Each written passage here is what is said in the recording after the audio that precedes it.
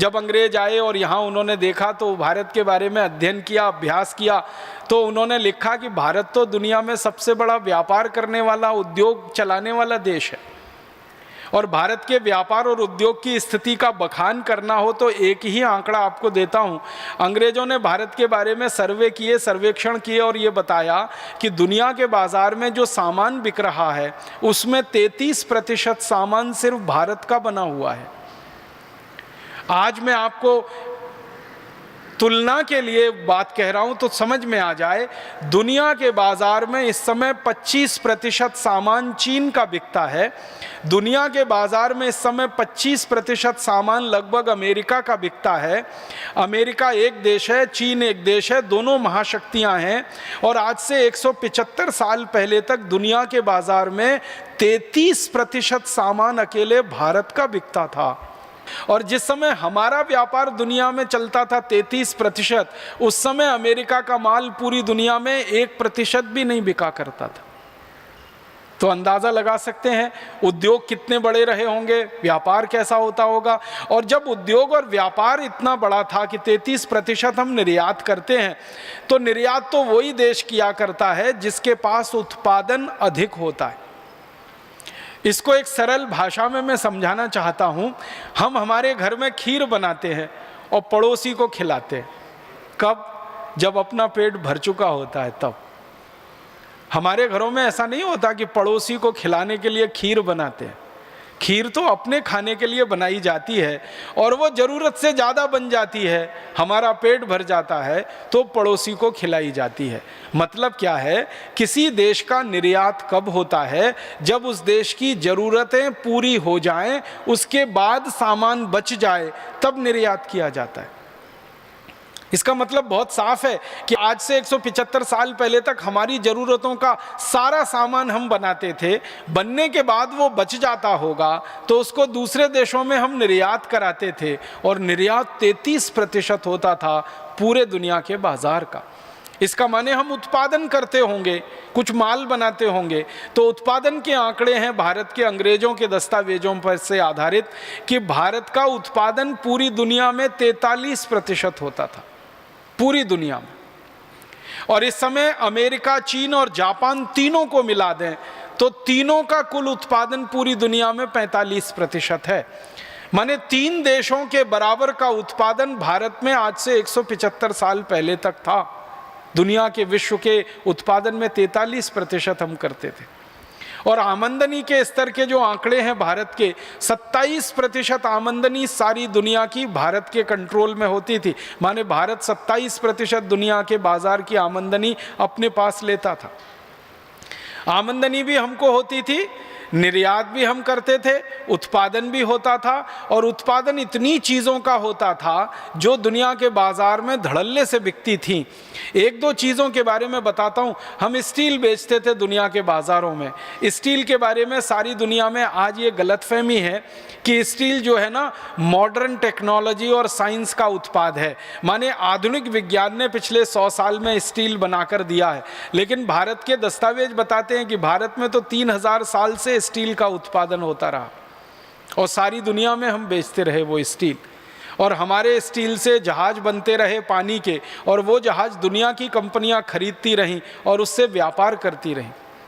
Steel हम बेचते थे, कपड़ा हम बेचते थे। कपड़े का इतना अद्भुत उत्पादन इस देश में रहा है क्योंकि दुनिया की सबसे अच्छी कपास हम पैदा करते रहे और वो कपास से कपड़े बनते रहे। ढाका का मलमल, सूरत का मलमल, खंडवा के आसपास के इलाके का मलमल, मध्य प्रदेश में मालवा एक क्षेत्र कहलाता है, इंदौर उज्जैन के आसपास का, वहाँ का मलमल दुनिया में प्रीमियम प्राइस पे बिकता था।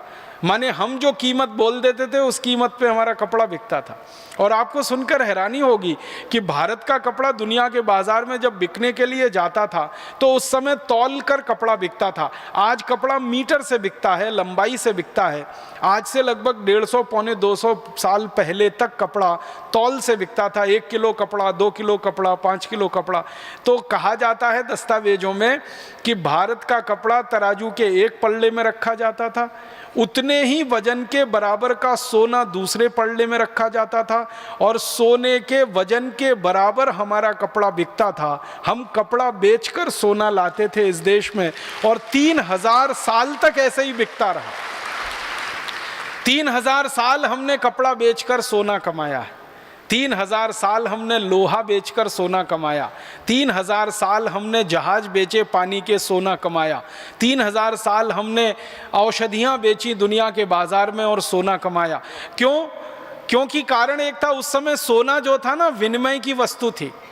36 तरह के उद्योगों के तो दस्तावेजी प्रमाण अब तक मिल चुके हैं।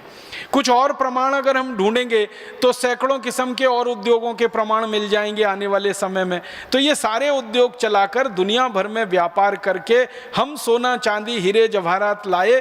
3000 साल हमने ये व्यापार किया, उसमें इतना सोना चांदी हीरा जवाहरात इस देश में आ गया कि हमने सोने के मंदिर बना लिए, मंदिरों में हीरे जड़वा दिए, मंदिरों की दीवारों में हीरे जड़वा दिए। आपने सुना है सोमनाथ का एक मंदिर सोने का मंदिर था जिसको लूटने में महमूद गजनवी को 17 साल लगे थे। अब एक ही मंदिर को लूटने में किसी को 17 साल लगे तो कल्पना कर सकते हैं ना कितनी संपत्ति होगी उस मंदिर में। महमूद गजनवी के समय में लिखी गई एक पुस्तक है, वो पुस्तक ये बताती है कि मंदिर की दीवारों में जड़े हुए हीरों को निकालने का काम 17 साल तक वो करते रहे और तब भी जाके पूरे हीरे नहीं निकाल पाए वो मंदिर की दीवारों से। तो जिस देश के मंदिरों की दीवारों में हीरे जड़े जाएं, जिस देश के मंदिरों की मूर्तियां सोने की बनाई जाएं, जिस देश के मंदिरों के मंडपम सोने के हों, छत्रपम सोने के हों, जिस देश के मंदिरों के किवाड़ सोने के हों, खिड़कियां सोने की हों, अंदाजा लगा सकते हैं उस देश के घर कैसे रहे होंगे। अंग्रेजों के जो इतिहासकार रहे हैं वो बताते हैं कि भारत में जब वो घूमने के लिए आते थे तो किसी घर में खाना खाने के लिए जाते थे तो वो कहते हैं कि घरों में जाते थे तो सोने के सिक्कों का ढेर लगा मिलता था। ये जो अंग्रेजों का एक बड़ा अधिकारी रहा ना टीवी मैकॉले, जिसने भारत की शिक्षा पद्धति बदली, कानून पद्धति बदली, न्याय पद्धति बदली, वो खुद कहता है कि वो जब भी भारत के किसी व्यक्ति के घर में गया सोने के सिक्कों का उसने ढेर देखा और जब उसने पूछा कि ये सोने के सिक्के कितने हैं तो जो भारतीय व्यक्ति उसने कहा गिने नहीं है क्योंकि हमारे पास फुर्सत नहीं है गिनने की, हम तो तौल कर रखते हैं सोने के सिक्के। इसलिए सारी दुनिया की नज़रें भारत पर टिकी रहीं और इसलिए भारत के बारे में अंग्रेजों ने एक उपमा दी कि ये सोने की चिड़िया है, ये सोने की चिड़िया है। तो ये सोने की चिड़िया मतलब सोने से भरपूर, चांदी हीरे जवाहरात मोती माणिक से भरपूर देश रहा। ऐसा देश था। अगर ऐसा देश था तो संपूर्ण स्वदेशी और स्वावलंबी ही रहा होगा, उसके अलावा ये देश बन नहीं सकता ऐसा। तो उसकी खोज जब हम लोग करते हैं आजकल और आगे भी करते रहेंगे तो पता चल रहा है कि इतना स्वदेशी और स्वावलंबन इस देश में रग रग में भरा हुआ था कि ये देश अद्भुत बना। अब मैं मूल बात पे आ रहा हूं कि भारत का ये जो स्वावलंबन और स्वदेशीपन था ये आया कहाँ से? तो ये आया हमारी ग्रामीण अर्थव्यवस्था में से। अंग्रेजों के आने के पहले तक भारत की अर्थव्यवस्था को दो हिस्सों में बांटकर अगर हम देखें तो एक थी नगरीय अर्थव्यवस्था और एक थी ग्रामीण अर्थव्यवस्था। जो ग्रामीण अर्थव्यवस्था थी वो मूल में थी और नगर की जो अर्थव्यवस्था थी वो ग्रामीण अर्थव्यवस्था पर आधारित हुआ करती थी। मतलब सीधे शब्दों में कहूं तो गांव हमारे संपूर्ण स्वावलंबी हुआ करते थे और नगर हमारे गांव के ऊपर निर्भर हुआ करते थे। मतलब सीधा सा ये है कि गांव में उत्पादन होता था और नगर में जाकर वो बिका करता था। गांव कैसे हुआ करते थे? जिन अंग्रेज इतिहासकारों ने भारत की ग्रामीण अर्थव्यवस्था पर अध्ययन किया है और जिन अंग्रेज शासकों ने भारत की ग्रामीण अर्थव्यवस्था को तोड़ा है, दोनों के आधार पर मैं बात करता हूं आपसे। कुछ अंग्रेज ऐसे आए जिन्होंने भारत की पूरी ग्रामीण अर्थव्यवस्था को तहस नहस कर दिया, तोड़ दिया। उनमें से एक अंग्रेज था, उसका नाम था डलहौजी, जिसके बारे में मैं बहुत बार कह चुका हूं। ऐसे ही एक अंग्रेज था विलियम वेंटिंग, जिसने भारत की ग्रामीण अर्थव्यवस्था को पूरा तार तार कर दिया। तो जिन अंग्रेजों ने भारत की ग्रामीण अर्थव्यवस्था को तोड़ा, उन्होंने भारत में क्या देखा गांव में, और जिन अंग्रेजों ने भारत की ग्रामीण अर्थव्यवस्था पर अध्ययन और अभ्यास किया इतिहासकार के रूप में, उन्होंने क्या देखा भारत के गांव में, तो वो मैं उनके ही शब्दों में सुनाता हूं। एक अंग्रेज इतिहासकार लिख रहा है भारत के गांव के बारे में। वो ये कह रहा है, भारत के बहुत सारे गांवों में गया, अध्ययन किया, और अध्ययन करने के बाद वो पहला एक वाक्य लिखता है गांव के बारे में कि भारत के गांव में बाहर से सिर्फ एक चीज आती है और वो है नमक।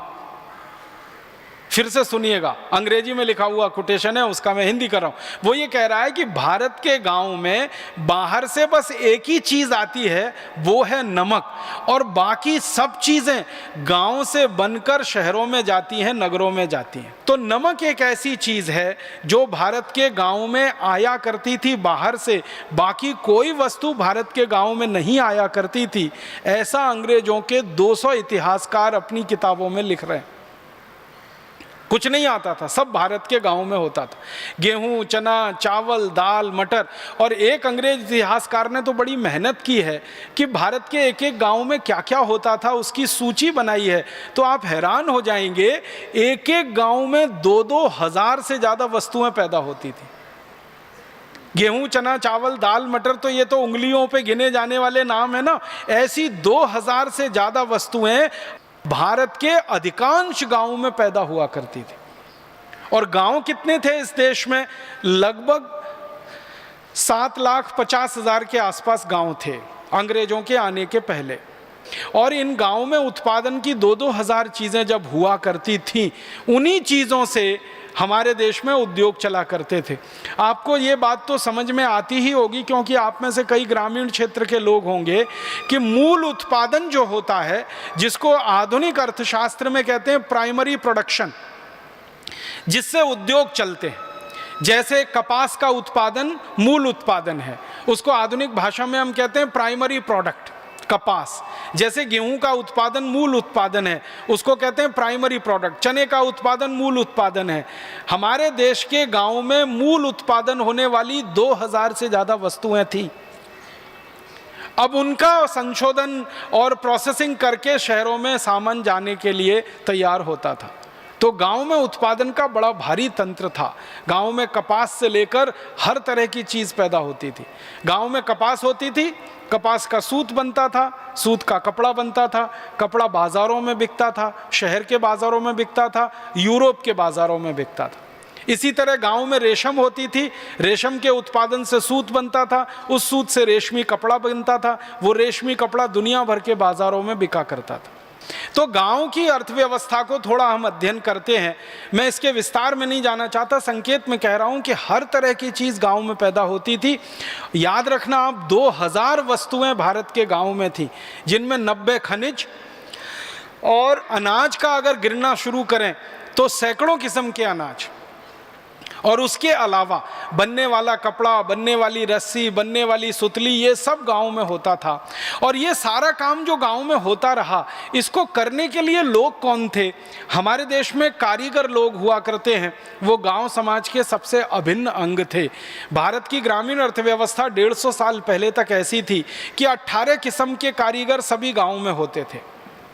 सब गाँव में लोहे का काम करने वाले लोहार, सोने चांदी का काम करने वाले सुनार, कपड़े को बुनने वाले बुनकर, रुई आदि कपास को सूत बनाने वाले धुनकर, तेल निकालने वाले तेली, ऐसे बांस का और लकड़ी का काम करने वाले बढ़ई, ऐसे 18 किस्म के कारीगर सब गांव में होते थे। तो ऐसे कारीगरों पर आधारित, किसानों पर आधारित बहुत खूबसूरत गांव की व्यवस्था इस देश में चला करती थी। और एक बात बताऊं कि भारत में अंग्रेजों ने बहुत अध्ययन किया है गांव की न्याय व्यवस्था पर और गांव की चिकित्सा व्यवस्था पर। तो पता चलता है कि भारत की सारी न्याय व्यवस्था ग्राम पंचायत आधारित हुआ करती थी। गांव पंचायतें लगा करती थी और उनमें बड़े से बड़े फैसले हुआ करते थे। और ऐसे पंचायतें लगा करती थी, 1 गांव की पंचायत, 5 गांव की पंचायत, 10 गांव की पंचायत, 20 गांव की पंचायत। झगड़ा जितना बड़ा, पंचायत उतनी बड़ी। ये मूल सिद्धांत होता था। झगड़ा जितना छोटा, पंचायत उतनी छोटी। और गांव में ये जो सरपंच और पंचों की व्यवस्था होती थी, ये पूरी न्याय व्यवस्था का ही हिस्सा होती थी और उसमें सारे झगड़े, सारे फैसले हुआ करते थे। और महत्व की बात ये होती थी कि उन झगड़ों और फैसलों में वादी भी संतुष्ट होता था, प्रतिवादी भी संतुष्ट होता था, क्योंकि न्याय करने वाला व्यक्ति निष्पक्ष होता था और वो धर्म की कसम खा के न्याय किया करता था। तो न्याय व्यवस्था में हम स्वावलंबी थे, उत्पादन में और उद्योग में हम स्वावलंबी थे। और इसी तरह से गांव की चिकित्सा व्यवस्था चला करती थी। लगभग इस देश के हर गांव में कम से कम एक वैद्य होता था और हर 5 गांव में एक सर्जन होता था। ये 1860 तक की कहानी है भारत की। भारत के हर गांव में एक वैद्य जो जड़ी बूटियों से चिकित्सा करे और हर 5 गांव के बीच में एक सर्जन जो जरूरत पड़ने पर सर्जरी करे। और सर्जरी गंभीर से गंभीर, जैसे किसी का कान कट गया, जैसे किसी की नाक कट गई तो कान को जोड़ देना, नाक को जोड़ देना, किसी के शरीर के अंग का कोई एक बड़ा हिस्सा गल गया, सड़ गया, जल गया, उस हिस्से को दूसरे जगह से चमड़ा उतार कर ट्रांसप्लांट कर देना, जिसको आज हम राइनोप्लास्टी कहते हैं अंग्रेजों की भाषा में, वो भारत की ग्रामीण अर्थव्यवस्था का महत्वपूर्ण अंग थी। हर 5 गांवों के बीच में एक सर्जन था इस देश में। हड्डी जोड़ने वाले हाड़ वैद्य हुआ करते थे और वो हाड़ वैद्य तो अभी भी इस देश में दिखाई देते हैं। ऐसे बेहतरीन हाड़ वैद्य मैंने देखे हैं मेरी आंखों से कि गंभीर से गंभीर टूटी हुई हड्डी को दोनों हाथ से पकड़कर एक बार जोड़ देंगे और उसके ऊपर कोई लेप लगाकर पट्टी बांध देंगे और 20-25 दिन से लेकर 3 महीने में वो पूरी हड्डी जुड़ जाएगी। शायद ही कोई ऐसा व्यक्ति होता था जिसको गांव से बाहर चिकित्सा के लिए जाना पड़ता था। और बच्चों का जन्म कराना हो तो इसके लिए तो भारत में ऐसी अद्भुत व्यवस्था रही है कि हर घर की मां गायनोकोलॉजिस्ट से कम नहीं रही इस देश में। मैंने ऐसी माताओं को देखा है इस देश में, दक्षिण में, उत्तर में, पूरब में, पश्चिम में, कि बच्चे का जन्म इतनी आसानी से करा देती हैं कि कोई अच्छा से अच्छा गायनोकोलॉजिस्ट नहीं करा सकता उस काम। स्त्री रोग विशेषज्ञ जो होते हैं ना, उनको भी तकलीफ आ जाती है। ऐसी माताओं को मैंने देखा अपनी आंखों से बच्चों का प्रसव कराते हुए। और सब घर में लगभग ऐसी माताएं हुआ करती थी। एक घर में न मिले तो पड़ोसी के घर में तो आराम से मिला करती थी। तो बच्चों के जन्म हो या उनके दूसरे बीमारियां हो या बड़े होने पर बीमारियां हो, सब तरह की चिकित्सा व्यवस्था इस देश में थी। और जिन अंग्रेजों ने भारत की चिकित्सा व्यवस्था पर अभ्यास किया, जैसे एक बहुत बड़ा अंग्रेज था डॉक्टर बेंजामिन करके, एक डॉक्टर लैंकेस्टर जिसने शिक्षा और चिकित्सा दोनों पर अभ्यास किया, वो कहते हैं कि भारत की चिकित्सा व्यवस्था देखकर तो हम अभिभूत हैं कि ऐसी सुंदर, इतनी व्यवस्थित सारी चिकित्सा यहाँ चलती है। और अंग्रेजों ने जो सबसे बड़ी विशेषता बताई भारत की चिकित्सा व्यवस्था पर, वो ये कि किसी को एक पैसा भी खर्च नहीं करना पड़ता बड़ी से बड़ी चिकित्सा कराने के लिए, क्योंकि संपूर्ण चिकित्सा निःशुल्क होती है इस देश में। तो आप बोलेंगे फिर वैद्यों का काम कैसे चलता था, सर्जनों का काम कैसे चलता था? उनका भी तो जीवन होता है, रोजी रोटी उनकी भी होती है। तो पता चलता है कि गांव के सब लोग मिलकर वैद्य जी का घर चलाते थे, गांव के सब लोग मिलकर सर्जन का घर चलाते थे, गांव के सब लोग मिलकर हाड़ वैद्य का घर चलाते थे। माने वैद्यों को, चिकित्सकों को अपनी उपजीविका के लिए चिंता नहीं करनी पड़ती थी। जो भी उनके घर आता था कुछ ना कुछ लेके आता था, तो उससे उनकी व्यवस्था चलती थी। बहुत अद्भुत चिकित्सा व्यवस्था रही। और उसका कारण ये था कि हजारों किस्म की जड़ी बूटियां चूंकि इस देश में गांव-गांव में होती रहीं, इसलिए चिकित्सा व्यवस्था स्वावलंबी रही। इसी तरह से शिक्षा व्यवस्था हमारी संपूर्ण स्वावलंबी थी गाँव में। लगभग हर गाँव में एक गुरुकुल था, कोई कोई गाँव में तो 2 गुरुकुल थे, कोई कोई गांव ऐसे हैं जहां 3 गुरुकुल थे, लेकिन कम से कम एक गुरुकुल तो हर गांव में था। और गुरुकुल जब मैं शब्द इस्तेमाल कर रहा हूं तो आज की तुलना में जब आप इसको समझने की कोशिश करें तो 12वीं कक्षा तक का विद्यालय, इसका मतलब था अंग्रेजों के आने के पहले का गुरुकुल। 12वीं कक्षा तक की शिक्षा आज जिस विद्यालय में दी जाती है, जिसको हम हायर सेकेंडरी स्कूल कहते हैं, वैसे इस देश में 7,32,000 से ज़्यादा गुरुकुल थे अंग्रेजों के आने के पहले। गांव लगभग 7.5 लाख थे और गुरुकुल 7,32,000 थे। माने एक आध कोई गांव को छोड़ दिया जाए तो हर गांव में गुरुकुल थे। और गुरुकुल के ऊपर उच्च शिक्षा के लिए, उच्च विद्या के लिए कॉलेज स्तर के केंद्र थे, जिनको आज हम डिग्री कॉलेज कहते हैं और जिनको हम यूनिवर्सिटी कहते हैं। तो डिग्री कॉलेज और यूनिवर्सिटी दोनों मिलाएं तो ऐसे 14,000 केंद्र थे भारत में अंग्रेजों के आने के पहले तक, दक्षिण में, उत्तर में, पूर्व में, पश्चिम में। और जिसको आज हम साक्षरता की दर कहते हैं ना, ये साक्षरता की दर 97% थी पूरे भारत में, जो आज आज़ादी के 60 साल के बाद, 63 साल के बाद सिर्फ 50% है। अंग्रेजों के पहले साक्षरता 97% थी। अद्भुत शिक्षा व्यवस्था थी। एक आध ही गांव में कोई मिलता था जिसको पढ़ना लिखना नहीं आता हो, सबको पढ़ना लिखना आता था। जो अंग्रेज आए हैं इस देश में, वो अपने देश से हमारी तुलना करते हैं इतिहास की किताबों में।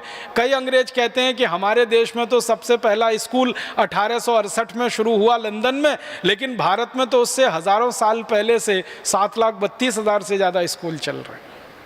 वो कहते हैं हमसे ज़्यादा शिक्षा में भारत ऊंचा। तो शिक्षा में हम स्वावलंबी थे। गुरुकुलों में पढ़ाए जाने वाले विषय बहुत अद्भुत हुआ करते थे। आपके मन में एक गलतफहमी ये हो सकती है कि गुरुकुल का माने खाली संस्कृत पढ़ाई जाती होगी, गुरुकुल का माने खाली वेद और उपनिषद पढ़ाए जाते होंगे। गुरुकुल हमारे देश में इंजीनियरिंग के भी हुए हैं, जहाँ सिविल इंजीनियरिंग पढ़ाई जाती थी, कंस्ट्रक्शन। गुरुकुल हमारे देश में एस्ट्रोफिजिक्स के हुए हैं, जो आज का आधुनिकतम शास्त्र माना जाता है। गुरुकुल हमारे यहाँ केमिस्ट्री के हुए हैं, गुरुकुल हमारे यहाँ सर्जरी के हुए हैं, गुरुकुल हमारे यहाँ मेडिसिन के हुए हैं, गुरुकुल हमारे यहाँ मेटलर्जी के हुए। मेटलर्जी जिसको हम धातु विज्ञान कहते हैं, धातु शास्त्र कहते हैं, सारी दुनिया में आधुनिकतम शास्त्रों में ये माना जाता है, उसके हमारे यहाँ सैकड़ों गुरुकुल रहे हैं। तो 18 से ज़्यादा विषय पढ़ाए जाने वाले गुरुकुल थे और हर गुरुकुल में संस्कृत, वेद और उपनिषद ये अनिवार्य था। इसलिए वेद सबको मालूम था, उपनिषद सबको आते थे और वेद के अलावा जो दूसरे शास्त्र हैं उनका भी ज्ञान सबको होता था। उसके साथ में एस्ट्रोफिजिक्स आती थी, एस्ट्रोनॉमी आती थी, मेटलर्जी आती थी। ये सब आधुनिकतम विद्याएं हमारे गुरुकुलों में पढ़ाई जाती रही। 175 साल तक पहले का भारत इतना अच्छा, स्वस्थ, समृद्ध, संपत्ति वाला, गांव-गांव स्वावलंबी, और 175 साल में इतना गड़बड़, इतना गिर गया। तो उसके गिरावट के पीछे का जो कारण है, वो कारण है अंग्रेजों के बनाए गए कानून और उनकी बनाई गई नीतियां। उन कानून और नीतियों के चलते हम नीचे तक गिर गए, गरीब, भुखमरी, बदहाली के शिकार हो गए। अब आता हूं आज की बात पर कि अब हमको फिर हमारे देश के गांव स्वावलंबी बनाने हैं और नगरों को, शहरों को गांव के आधार पर खड़ा करना है। तो गांव स्वावलंबी हो जाएं तो हमारे शहर और नगर भी स्वावलंबी हो जाएंगे, और गांव और शहर स्वावलंबी हो गए तो भारत फिर से स्वावलंबी हो जाएगा। हमें हमारे देश की व्यवस्थाओं को फिर से स्वावलंबी बनाना है, किसी पर निर्भर नहीं होना। पर निर्भरता सबसे बड़ा अभिशाप है, जिसमें से सारे दुर्गुण निकलते। दुनिया के सारे समाजशास्त्री एक बात कहते हैं कि जिन देशों का स्वावलंबन चला जाता है उनकी आज़ादी कभी भी चली जाती है, और जिनकी आज़ादी चली जाती है उनका सब कुछ चला जाता है। उनकी समृद्धि चली जाती है, उनकी संपत्ति चली जाती है, उनका ज्ञान चला जाता है, उनका चरित्र चला जाता है, उनके ज़िंदगी से हर चीज़ खत्म हो जाती है जिनकी आज़ादी चली जाती है। और आज़ादी जाने का एक सबसे बड़ा कारण है परावलंबन, स्वावलंबन का खत्म होना। तो हम नहीं चाहते कि भविष्य में भारत की आज़ादी फिर चली जाए। हम नहीं चाहते कि हम अभी भी परावलंबी होकर जिएं। हमने 200-250 साल अंग्रेजों का परावलंबन झेला है, अब इसको ज़्यादा दिन झेलने की हमें ज़रूरत नहीं है और गरज नहीं है। अपने समाज को स्वावलंबी बनाना, अपने पैरों पे खड़ा करना। अब अपने समाज को स्वावलंबी भी बनाना, पैरों पे खड़ा करना, तो ये शुरुआत गांव से ही होगी। क्योंकि अभी भी हमारे देश में आज़ादी के बाद 6,38,365 गांव हैं, तो गांव को ही पहले स्वावलंबी बनाना पड़ेगा। शहरों की संख्या तो 680 है और गांव 6,38,365 है। तो 6,38,365 की तुलना में 680 तो बहुत छोटी संख्या है। अगर आप निकालेंगे तो 1% से भी नीचे निकलती है। तो शहर तो स्वावलंबी हो ही जाएंगे क्योंकि बहुत थोड़े हैं। गांव को स्वावलंबी हम बना लें, ये हमें काम करना पड़ेगा। अब आप बोलेंगे जी गांव स्वावलंबी हो उसके लिए क्या करना पड़ेगा? तो सबसे पहला काम हमें जो करना पड़ेगा कि गांव जिन कानूनों के चलते परावलंबी हुए हैं उन कानूनों को जड़ मूल से खत्म करना पड़ेगा। और ज़्यादा कठोर शब्दों में कहूँ तो इन सब कानूनों को आग लगा देनी पड़ेगी जिन कानूनों ने हमारे गाँव को परावलंबी बनाया।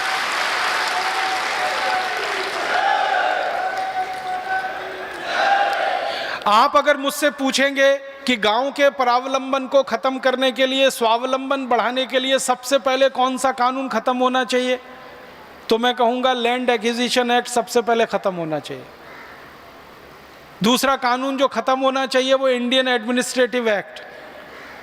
तीसरा कानून खत्म होना चाहिए गांव के स्वावलंबन के लिए इंडियन पुलिस एक्ट जो अंग्रेजों के समय के, आईपीसी, सीआरपीसी, सीपीसी। और मैं बहुत दुख के साथ कहता हूं कि अंग्रेजों के समय के ऐसे 34,735 कानून हैं जिन्होंने हमारे गांव को जकड़ रखा है, पकड़ रखा है, छोड़ते नहीं है वो गांव को स्वावलंबी होने के लिए। तो ये सब कानून हमें खत्म करने पड़ेंगे। यही भावना के साथ परमपिता परमात्मा से प्रार्थना करता हूं कि सारा देश इकट्ठा होकर देश के स्वावलंबन को बढ़ाए, स्वदेशी के मार्ग पर चलकर, और हम इस काम में सफलता पाएं। ऐसी ईश्वर से कामना के साथ आभार। बहुत धन्यवाद।